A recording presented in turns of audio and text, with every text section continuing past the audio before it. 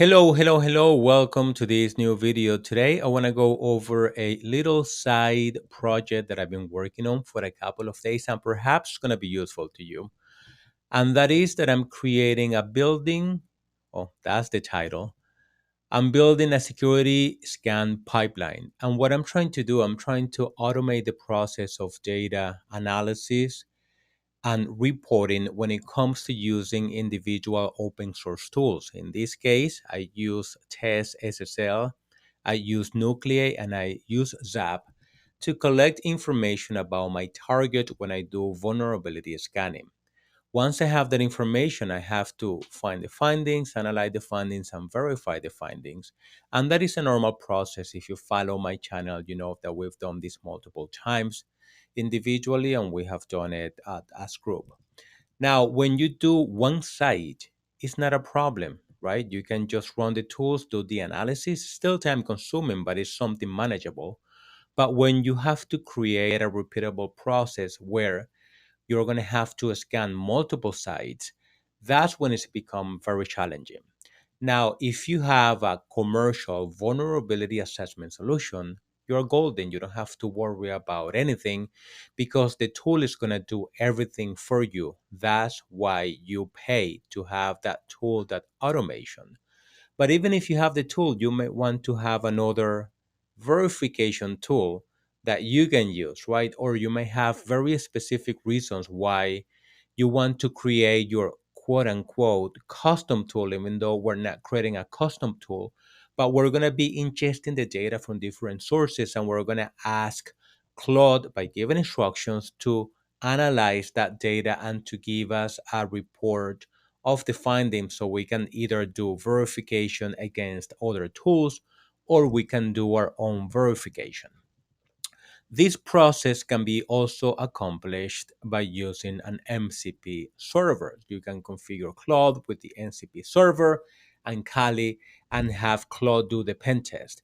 The problem that I have with that is that it's very token consuming. It's going to be consuming your tokens, and depending on the subscription that you have and how much you use it, you may run into a problem. So, with that being said, what we're going to be doing here, we're going to be using all these tools. We're going to export the results of those tools into a format that is going to be compatible with our Claude project. In this case, we're going to be using JSON format. And then we're going to ingest that information in there, and the project is going to do everything for us, or mostly everything for us in there. So as you can see, let me bring this over here. I already ran the scan on Zap, so I can have that information ready when the time comes.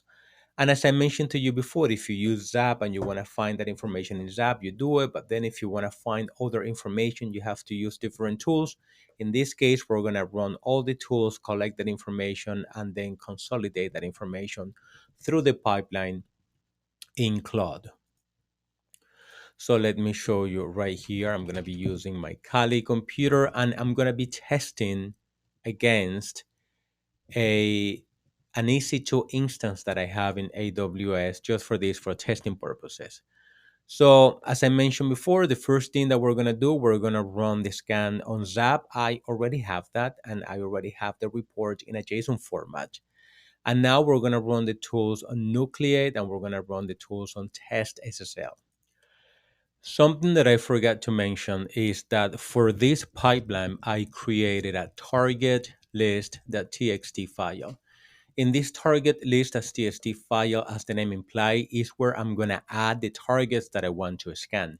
In this case, as I mentioned to you earlier, I'm using only one host. It's a test host that I have in AWS, and I'm going to be using that for testing purposes. But when you're doing this for your production environment, or even if you're doing some vulnerability scanning in a test environment, you can add all your hosts in here.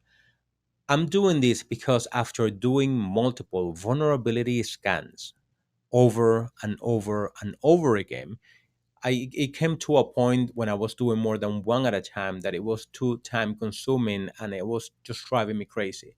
So I started, creating this project that I mentioned to you, where I'm trying to orchestrate the whole process of analyzing and showing the results in a way that is going to make sense for me.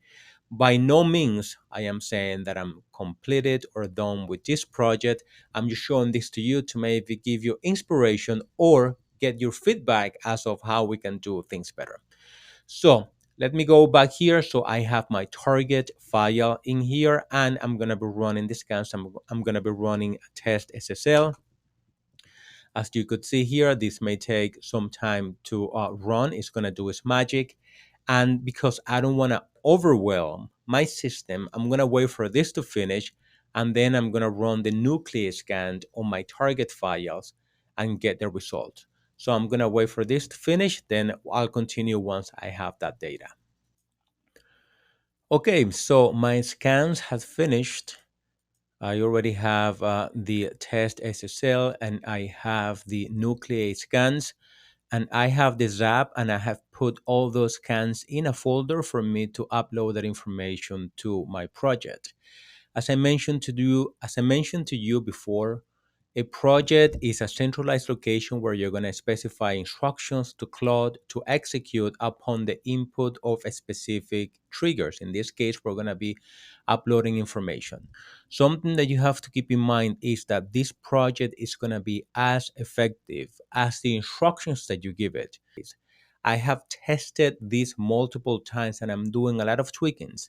By no means I'm saying that I'm done with this project or that I don't have to do any tweaking, but I have brought it to a point that is making sense for me at this moment, even though I still have to do a few more configuration changes.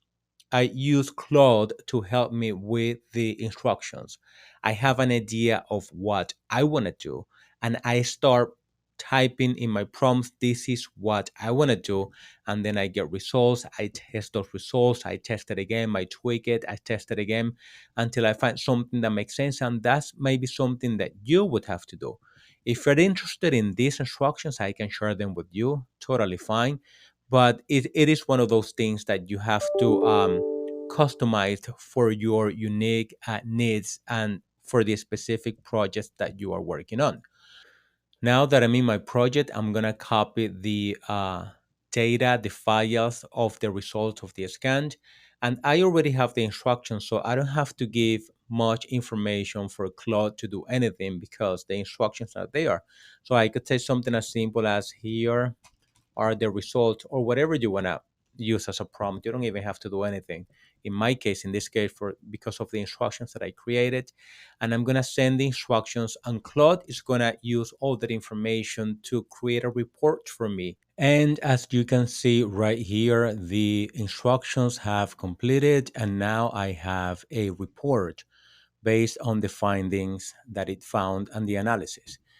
Now, one thing that I like here is that, as you could see, based on the instructions, I have the findings, I have remediation tracker, and I have scope notes. All this is customizable. You could specify that in the instructions whether you want another tab for something else, or if you want to remove any of these tabs. I found it useful. And as you could see, it's going to categorize the vulnerabilities based on the severity, critical, high, medium, info, and low, I believe, and it's going to do this for you. You can download this if you want. I can just click on it. And here we have some finding based on that report. Something that I always try to do is add a verification method to it, or how do I verify this finding? Because you could get a lot of false positives in this case when you run any vulnerability scan solution. So you need to find a way to properly verify the findings in there. So again, I'm not suggesting, as I mentioned to you earlier, that this is the most optimum way of doing this, but I'm finding that I'm getting closer and closer to it when I'm doing multiple vulnerability scans on multiple sites. Now, in my case, I'm seeing two things that I can improve, at least one thing that I can improve right now, and that is the data ingestion. As you could see, I was running the commands manually. If I come here to my Kali computer, I'm running the commands manually, and then once that data is saved, in my case, I was copying that data to another folder so it could be uploaded. And I'm learning that with Claude Cowork, I might be able to automate that process. And if I automate the scans in here, I could use some automation to schedule the jobs on my Kali computer, to run that and to save that information into one specific folder. And then I can use Claude Cowork to get that information and run the process automatically for me without me having to upload any information. So there are more things that I can do to improve this, but I just wanted to share this with you for you to either have inspiration, as I mentioned before, or for you to give some feedback, right? So, how are you doing that? How are you automating vulnerability scans with AI tools such as Claude in this case, because that's what I'm using? So, thanks for watching. If you found this information useful, all I ask you to do is to click on the like button, consider subscribing to the channel because that helps with the YouTube's algorithms, and I'll talk to you on the next video.